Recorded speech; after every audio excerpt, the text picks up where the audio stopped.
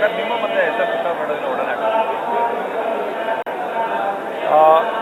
ಸನ್ಮಾನ್ಯ S M Krishna ಅವರು ನಮ್ಮ ಮನುಷ್ಯನ ಕ್ಷೇತ್ರದ ನಿವಾಸಿಗಳು. ಅವರಲ್ಲಿ ಹಲವಾರು ಸಂದರ್ಭದಲ್ಲಿ ಅವರಲ್ಲಿ ಮಾತಾಡಲಿಕ್ಕೆ ಹೋಗ್ತಿದ್ದೆ. ಅವರ ಅನುಭವ ಮತ್ತು ಅವರ ಒಂದು ಸಲಹೆಯನ್ನು ಪಡೀಲಿಕ್ಕೆ ಅವರೇನು ವಿಶೇಷವಾಗಿ ಆದ್ಯತೆಯನ್ನು ಕೊಟ್ಟಂಥ ITBT ಶಿಕ್ಷಣ ಮತ್ತು ಬೆಂಗಳೂರು ಮತ್ತು ಇಡೀ ರಾಜ್ಯದಲ್ಲಿ ಹಲವಾರು. ಬಟ್ ಈ ಕೆಲವು ವಿಚಾರಗಳಲ್ಲಿ ಅವರಲ್ಲಿ ಸಲಹೆಗಳನ್ನು ನಾವು ಮಾಡ್ತಿದ್ದಂಥ ಕೆಲಸಗಳನ್ನು ತಿಳಿಸ್ಲಿಕ್ಕೆ ಹೋಗ್ತಿದ್ದು. ಹಾಗಾಗಿ ಅವರು ಭಾಳಷ್ಟು ಖುಷಿ ಪಡ್ತಿದ್ರು. ಅವರ ಸಲಹೆಯನ್ನು ಯಾವ ರೀತಿ ಜನಪರವಾಗಿ ಕೆಲಸ ಮಾಡಬೇಕು, ಎಷ್ಟು ಜನಕ್ಕೆ ಆದ್ಯತೆಯನ್ನು ಕೊಟ್ಟು ಆವಿಷ್ಕಾರ ತಂತ್ರಜ್ಞಾನವನ್ನು ಬಲವಾಗಿ ಅಳವಡಿಸ್ಕೋಬೇಕು, ಪರಿಣಾಮಕಾರಿಯಾಗಿ ಅಳವಡಿಸ್ಕೊಂಡು ಜನರಿಗೆ ಯಾವ ರೀತಿ ಅನುಕೂಲವನ್ನು ಮಾಡಲಿಕ್ಕೆ ಸಾಧ್ಯತೆ. ಮತ್ತು ಈ ಕ್ಷೇತ್ರ ಭಾಳ ಭರವಸೆದಾಯಕವಾಗಿರುವಂಥ ಕ್ಷೇತ್ರ. 21ನೇ ಶತಮಾನ ಅಂದರೆ ಆವಿಷ್ಕಾರ, ತಂತ್ರಜ್ಞಾನ, ಉದ್ಯಮಶೀಲತೆ.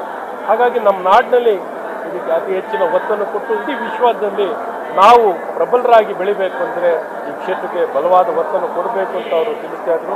ಇವತ್ತು ಈ ದಿಕ್ಕಲ್ಲಿ ಇವತ್ತು ವ್ಯವಸಾಯದಲ್ಲೂ ಇದೆಲ್ಲ ಬಳಕೆ ಮಾಡಲಿಕ್ಕೆ ಆಗ್ತದೆ. ಆದರೆ ಅವೆಲ್ಲ ವಿಚಾರಗಳನ್ನು ಮತ್ತು ಅವರು ಬೆಂಗಳೂರನ್ನು ಹೇಗೆ ಒಂದು ಅಂತಾರಾಷ್ಟ್ರೀಯ ನಗರವಾಗಿ ಮಾಡೋದಕ್ಕೆ ಕಾರಣಕರ್ತರಾದ ಅಂತ ಎಲ್ಲ ವಿಚಾರಗಳನ್ನು ಮಾತಾಡಿದಾಗ ಅವರು ಎಲ್ಲ ಹೇಗೆ ಮಾಡಿದು ಎಲ್ಲ ಪ್ರಬುದ್ಧರನ್ನು, ತಿಳುವಳಿಕೆ ಇದ್ದವ್ರನ್ನ, ಕಾಳಜಿ ಇದ್ದವ್ರನ್ನೆಲ್ಲ ವಿಶ್ವಾಸಕ್ಕೆ ತಗೊಂಡು ಏನೊಂದು ಬದಲಾವಣೆಗೆ ಹೇಗೆ ಜೊತೆ ಜೋಡಿಸ್ತಿದ್ದು ಅದೇ ದಾರಿಯಲ್ಲಿ ನೀವೆಲ್ಲ ನಡೀರಿ, ಶ್ರಮ ವಹಿಸಿ, ಅನವಶ್ಯಕವಾಗಿ ತೆಗಳೋದು ಮತ್ತು ದ್ವೇಷಿಸೋದು, ವೈಮನ್ಸ್ ಮಾಡೋವಂಥದ್ದು ಯಾವುದಕ್ಕೂ ಹೋಗ್ಬೇಡ್ರಪ್ಪ.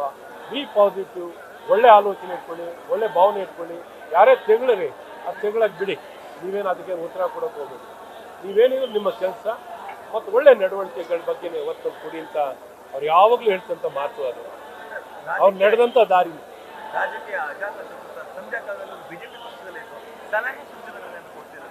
ಖಂಡಿತ ಹೌದು.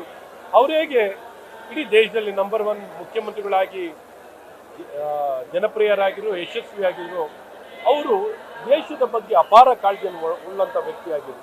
ಹಾಗಾಗಿ ನರೇಂದ್ರ ಮೋದಿ ಅಂತ ನಾಯಕ ಪ್ರಧಾನಮಂತ್ರಿ ಆಗಿರ್ಬೇಕಾದ್ರೆ ಅವ್ರ ಕೈ ಬಲಪಡಿಸಬೇಕು, ಅವ್ರಿಗೆ ಸಹಕಾರ ಕೊಡಬೇಕು. ನಾನು ಪಡ್ಕೊಳ್ಳೋಕ್ಕೇನಿಲ್ಲ, ನಾನು ಕೊಡಬೇಕು ಅನ್ನೋಂಥ ಒಂದು ಮನಸ್ಸಲ್ಲಿದ್ದಂಥ ವ್ಯಕ್ತಿನೇ ಎಸ್ ಎಂ ಕೃಷ್ಣ ಅವರು.